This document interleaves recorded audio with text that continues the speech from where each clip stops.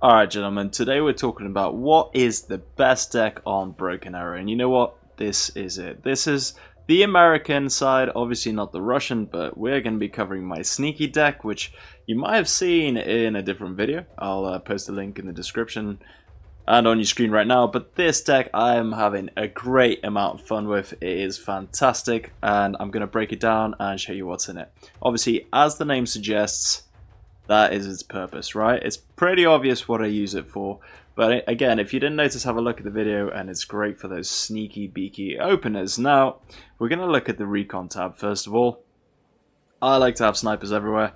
I like eyes and ears throughout the match, you know, on the flanks, forwards, and in good positions. You know, ideally you can try and get a laze off. Now, these Ranger snipers are fantastic because when you put this is the standard loadout with the rifles, but when you put out the anti-material loadout, then you get these launchers, which, you know, having snipers with 3 stealth with 2 bazookas is fantastic. It can destroy any sort of lightly armored vehicles, and then you can hopefully finish them off with these weapons. Obviously, if infantry jumps out, you're a bit, what's the word? You're a bit fucked. But otherwise, yeah, this is the best snipers in the game, in my opinion. Now, obviously, they're going to be deployed in rapid little birds. Little birds are just fantastic. They're just great. I like to keep them cheap because, I mean, it is only 5 points, which, you know, is potentially worth it, to be fair. But, you know, your visibility is 1,750, which is the infantry have higher with 2,000. So, yeah, I'm just going to keep it as cheap as possible because it's great for picking up pilots as well. Now, I've got more little birds in my infantry deck, but this is... I've tried to get as many units in my Recon tab because America has fantastic stuff on these units, and like I say, this is what this sneaky deck is all about. Green Berets, fantastic unit, fantastic. They are just such a great little special forces outfit that I absolutely love them. Good cowboy hat. The cowboy hat in itself deserves a special mention, but look, you want them on the flash setup, it goes without saying. This flamethrower has 12 shots, which is huge. That's better than the Agnemychiki from Russia. The XM25 Punisher is decent, you know, it does a good amount of damage, it can shoot down helicopters, etc. But look, you want this to ambush infantry in this setup. That is what it is fantastic at. The rifles and the machine gun do really good damage, and the shotgun obviously helps as well. Now, you could have them in the sniper setup. I don't understand how they're free stealth without ghillie suits or anything, but I guess people just like his little cowboy hat. So you could do this if you want even more snipers, and I did try to run it for a while, but you know, these snipers are great and they can really do a lot of damage to infantry as well. However, it just becomes, I don't know, a bit less versatile, I find. And you know what? In here you get 4 smokes as well, which is fantastic for the survivability of this unit.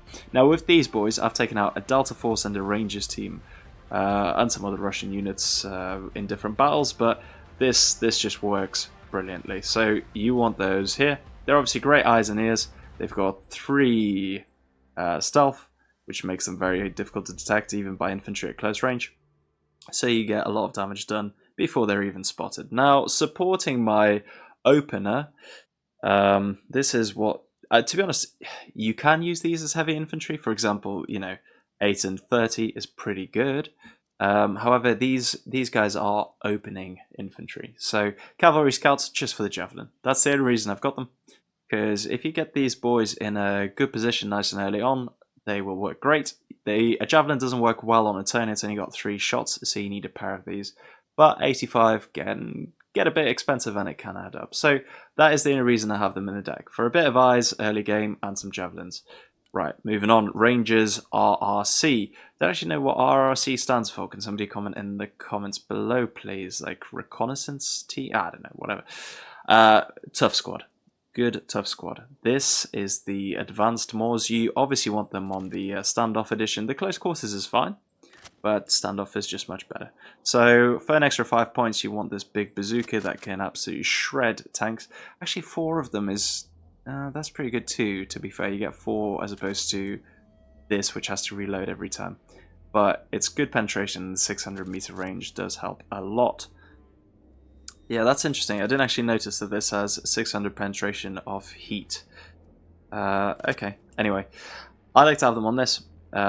They become a powerful infantry unit as well. Obviously the Scars are fantastic. They're a bit better than the Heckler and Cock. That's what HK stands for, in case anyone didn't know. Yeah, you want the Scars. They hit a bit harder. So that's what I've got there. They basically, again, ambush positions because they can help you deal with infantry that pops out of vehicles. STT, fantastic team, because again they get a lot of stealth, just like these guys as well. They get good stealth, which is why they're fantastic for early ambush positions.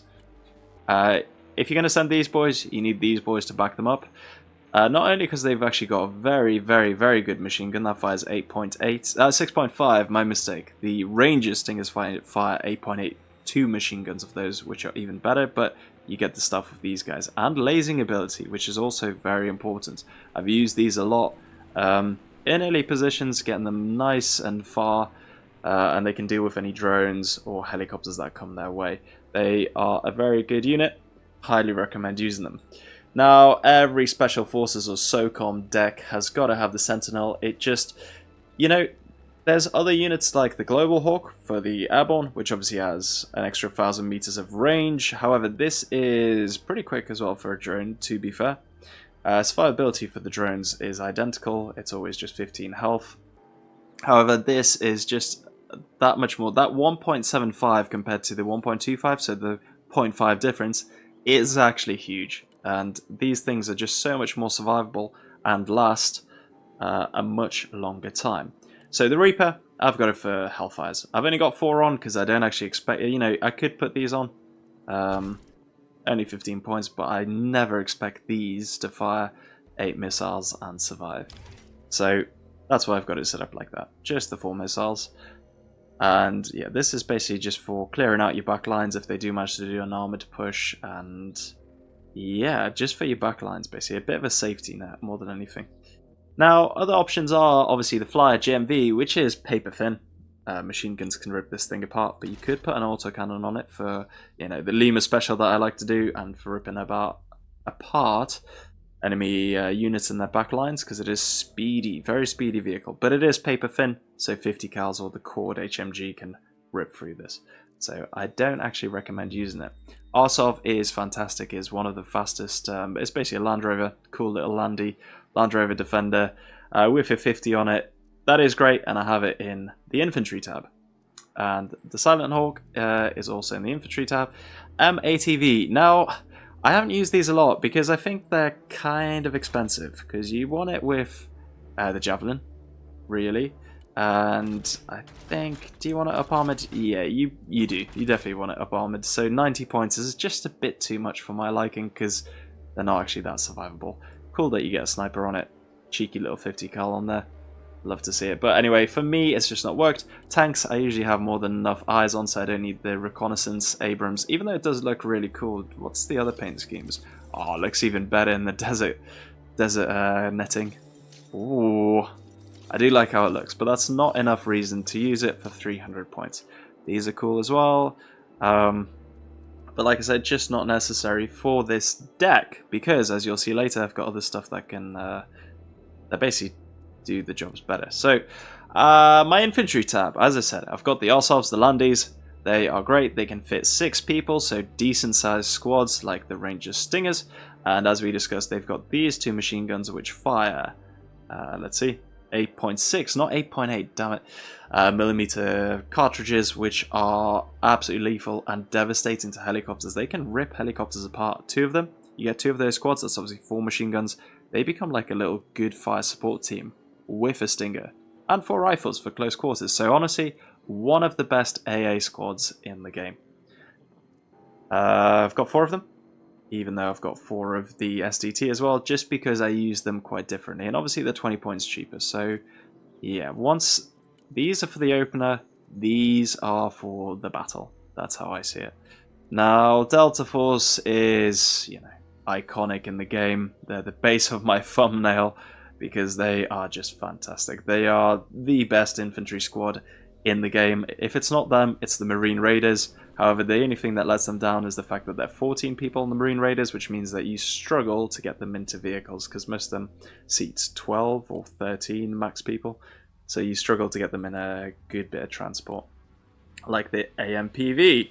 Now, supporting the Delta Force and basically all the special forces, the only non-special or, special operations support units that I have are these mech engineers and, mech riflemen, and literally the only reason I have them in is so I can get AMPVs in, because you don't want these riflemen with these stingers, because these are the worst version, 1,800 meters versus 2,000 meters, which, every little 200 meters helps. So yeah, the reason I've got them in is just so I can have these AMPVs, which are fantastic. Good Bushmaster on top with a javelin, can fire on the move, has decent protection, decent armor, decent side armor as well, active protection and a smoke. I mean, this vehicle is 135 points. It is worth every penny. I do love it. I rarely use the mech rifleman. I'll just stick a Delta Force in them usually, or other units. More little birds, as you can see, for transport. So let's just see. I've got this team just because I like using it. I don't think it's the most effective or, the most perfect team in the world, but these little things just do a good amount of damage. They're pretty cool, and I like them. That is it. Rangers, Moors. You definitely want the upgrade because you get an extra 100 meters of range and 150 more extra penetration. Woof. And you know what? I should probably bring in 4 of these squads because they are just fantastic. I'm not sure if I want to lose a range of stingers because of that. I probably could. You know what? I'm going to make this adjustment on the fly. Right, we'll do that. We'll have an extra little bird, 1 less of these stingers. I mean, I do have it in the other setup, but 4 Moors. These are 3 with 6 shells each. That's a lot of ammo. And they shred vehicles apart. You get 2 of these squads together, and you know what? They'll even rip apart. They'll even rip apart some tanks. To be honest, obviously, ideally, you want to get 1 team shooting into the side, but that's not important. These things are just great. They're fantastic for ambushes as well. 1.75 stealth is standard for infantry, but they're just great. They are just a fantastic team. Absolutely useless against infantry, despite the 6 rifles that they bring, the 6 M4s. Very useless against infantry, but otherwise, highly recommend yourselves getting these. Rangers, just a generic Rangers team. They've got the slightly more naff launcher, and these guys, I mean, you know what, they're good for taking out infantry. That's what you have them in for. So I've only got 1 team as a heavy sort of infantry, but again, look at the health difference. 45 versus 30 isn't huge considering, the actual effectiveness and the damage output that these guys do. These guys rip vehicles, these guys rip infantry, but Delta rip infantry even better because that's 3 machine guns firing 6.5. They're just brilliant. Absolutely brilliant. You can have them in close quarters, but I prefer it like this, and that's how I'm going to play it. So that's my infantry tab. Like I said, the deck is primarily forced for sneaky beaky openers, and then your main battle, this is what you have this infantry for. Although, obviously, you can also use Delta for the opener to take out the infantry that jumps out the vehicles once these guys have blown them up, or these guys have blown them up. So, yeah, it's a choice that you will have to make yourselves. So vehicles, this is the only part that's slightly lacking in this tab, but I don't think it's too bad. To be honest, you still get a SEP V2, 4 of them. I think they're better than the SEP V3 just because of how expensive this unit gets. 385 points for a tank that is, to be honest, still pretty easy to kill from the side, top and rear. Obviously, the side armor on the Abrams is pretty pathetic, paper thin. It makes the tank very slow as well. 60 kilometers an hour is very slow. I'd rather have the 70. I mean, it does matter when you're waiting ages for your tanks to come up. I like to have them in this old school 80s Abrams camouflage. It just looks a bit better. I've got one of these to support, but literally, as you can see, my vehicle tab is lacking.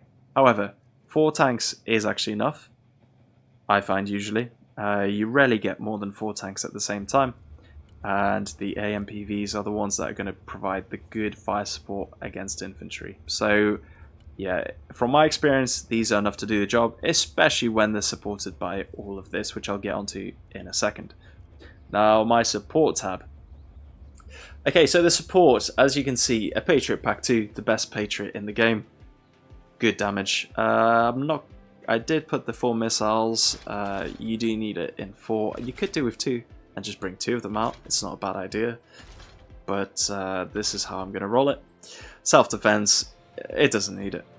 Armor, not essential, but if you have RT firing at you, because your Patriot's been spotted, it just makes it a tiny bit more survivable, and for the sake of 5 points, it's definitely worth it. So that's why I have the little cheeky armor add-on.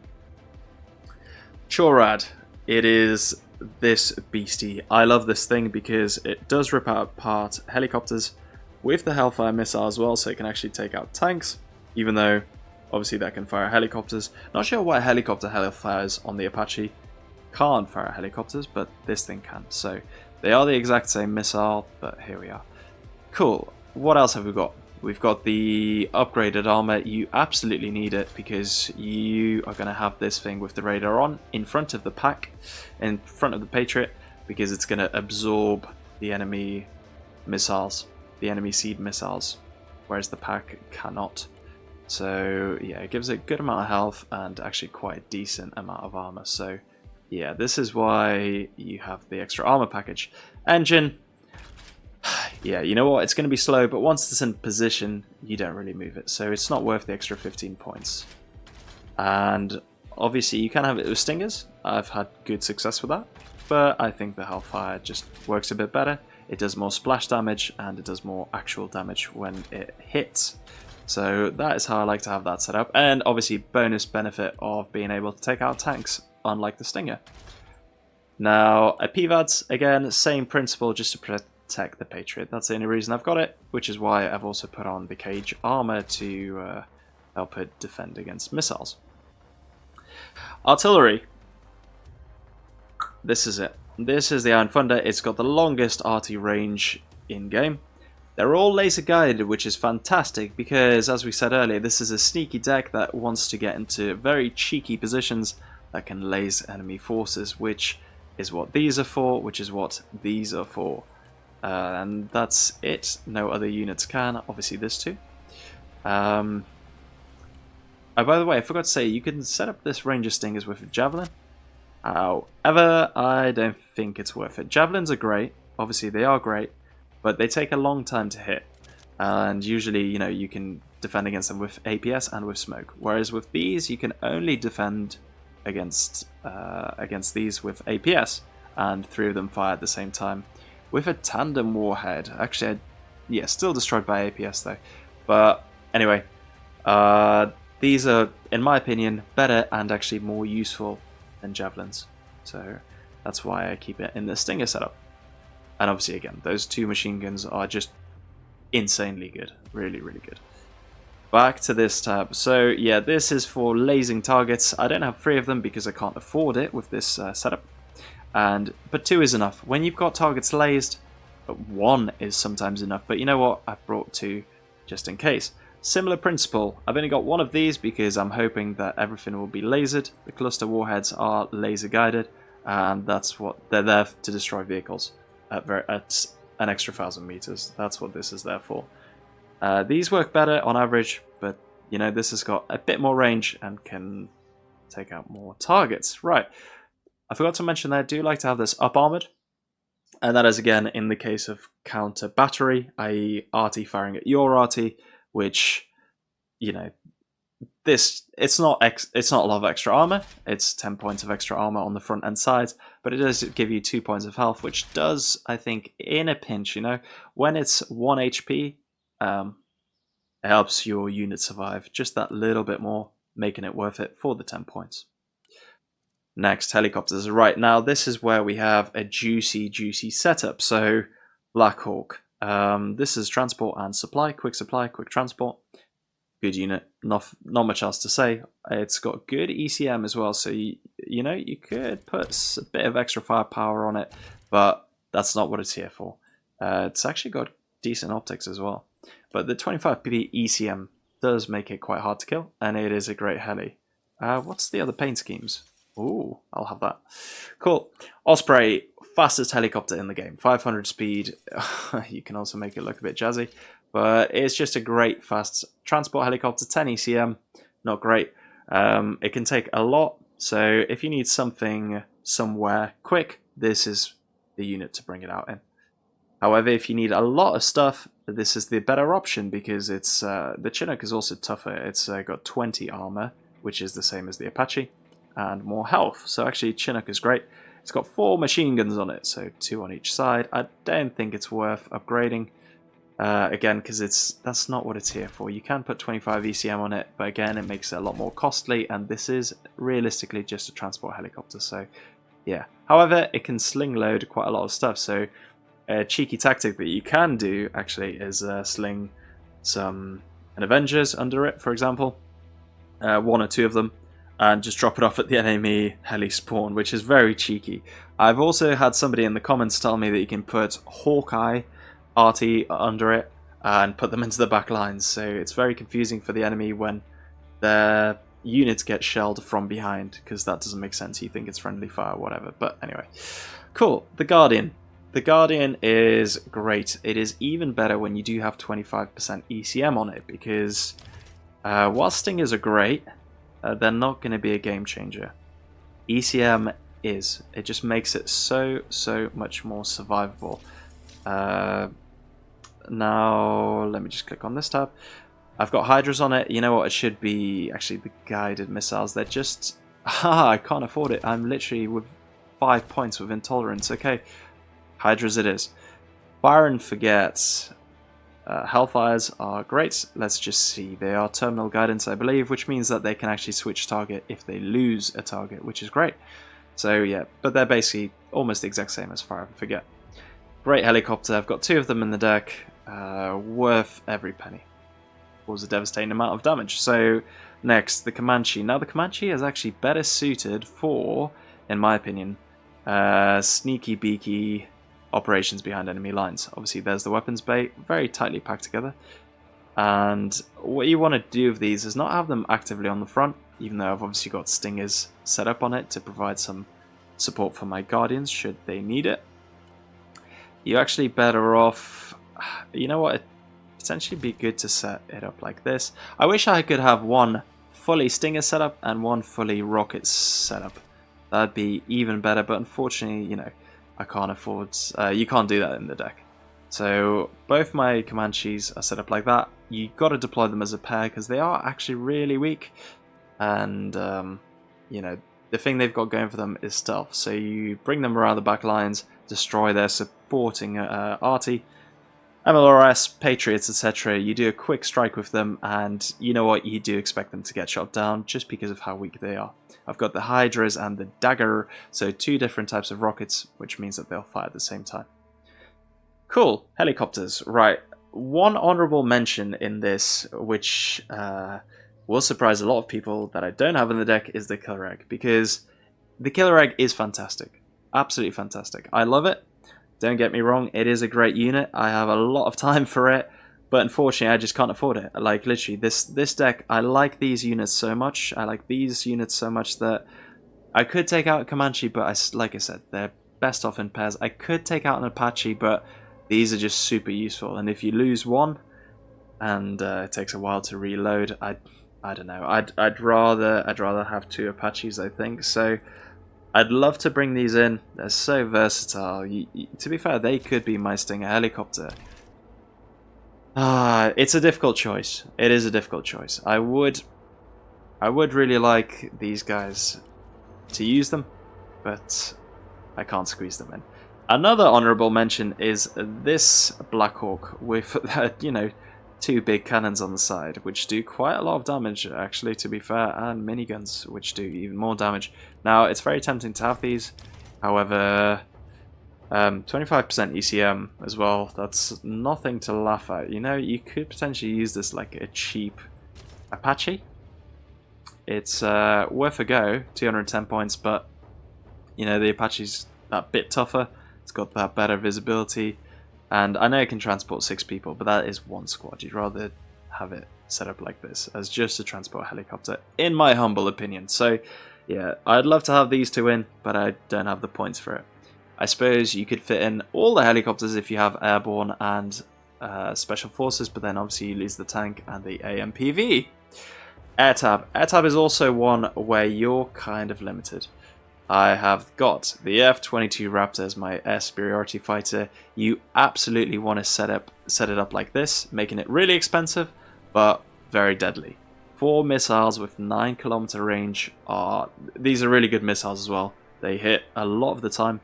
They're very good missiles. So you want 4 of these. You already get 2 of these as well, and all of these missiles are basically terminal guidance, fire and forget. So they're really good. They work and they hit, and this is how you want your Raptor. You don't want to set it up with the other missiles, really. Don't put the AMRAAM on it, as in, if you do this, you can do it, but obviously 7,000 range is not great. Once in a different build, I have to put this super cheap bomb just so I can afford to bring in other units, but anyway, this is how you want it. Use it like this. Skin's a bit weird. That's the Vanguard Edition skin. Yeah, we'll just keep it on this one. Cool. B2. B2 with these 2 ginormous bombs. Now, I've got this set up like this because I just wanted to try out how effective these bombs are. The answer is good if there's targets, like, you know, obviously if the enemy has targets clumped together. Otherwise, not that great. It is 600 points though, so you get a decent amount of bang for your buck. What you could do is put these cruise missiles on instead, which is probably the better play, but here we go. The points run out on the air tab. That is the problem. You get very tight air tab. So I could remove the F-35 and I could put on the nuke. That's also an option, but it's a tough one. It's a very, very tough decision to make. I think, actually, I probably prefer this rather than just 2 big boy bombs. And realistically, if you do throw in a nuke, the chances are you are going to lose the B2. The B2 will deploy the bombs, but you will almost definitely lose it if the enemy is playing half decently, because despite the ECM, despite the health, they are fairly easy for S-300s to shoot down. Now, if you want a reliable nuke that will deliver, you go for the B2, not for the Lancer. The Lancer just... the Lancer is prone to getting shot down before it even reaches the target, whereas the B2 consistently delivers the payload. I am very tempted to put these bombs, but you know what? This is for you to decide. You have a good play around, see what works best for you. For me so far, I like using these 2 big boy bombs. They make a large explosion, lots of smoke. Alternatively though, however, you could have these, which have laser guided... Wait, is that the cruise missile? Yeah. You could bring in these with cruise missiles. That's absolutely a respectable choice. They're not the most damaging. There's bigger cruise missiles out there, but this is a good choice. 2 big boy cruise missiles, right? What I've done before is have 2 of these with these bombs. Actually with these bombs, because when you're laser guided, 2,000 is overkill, 1,000 will do the job, 50 maybe not. So you have these, 2 of these boys will come in, they will most likely deploy their payload. They can laser targets themselves as well, which is nice. But again, this deck is sneaky beaky, so yeah, I'm relying on lasers. However, the RT will do the job better than these, and obviously these will get shot down after they've dropped off their payload. So that is the price you have to be willing to pay. So 200 points, you got to trade off a couple of RT units for that. I've got my F-35 with anti-radiation missiles. There's only 2. It's actually pretty expensive for what it is. It's also got 2 anti-air missiles. However, I'm not a big fan of the F-35s in-game or in real life for that matter. I just don't really like them. Good ECM, decent stealth, but I don't like using this. I really don't. I don't see the point, to be honest. What could be an idea, you know, for the game is if you could have a Sidewinder setup, and then it'd be good for clearing out helicopters. Obviously, it'd be a bit cheaper as well. But I don't really like it. I only have it in the deck because it's sort of the only other real choice that I've got. Like I said, I could have this. And you know what? I really like the AC-130. It is such a cool unit. When it works amazingly. When it doesn't work, it works awfully.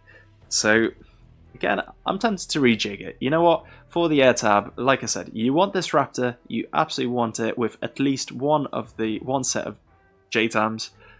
However, the rest of it, that is entirely up to you guys. So I leave it to your good judgment. I'm sure you guys probably know some things a lot better than me, but this is just my opinion and how I have the deck set up. Hopefully you can use it as inspiration for you guys to try and play it your way. But like I said, special forces are for backline, sneaky beaky raids, you know, like the SAS during World War II, etc. You want to destroy airfields whilst the planes are still on the ground. I know you can't do that in game, don't worry. However, this is what we got, and I hope you enjoyed this video. I hope you like the setup. I am now proud to say that I've been monetized, and look, for anyone watching still to this point, I've got a massive thank you to say to you. Feel free to join my Discord and message me, and feel free to check out my shop, which I thought I'd set up just for a bit of a laugh, because it's quite cool seeing your logo on a mug. Anyway, I really appreciate you guys watching. Hope you enjoyed this deck, and I hope I'll see you again. Bye bye.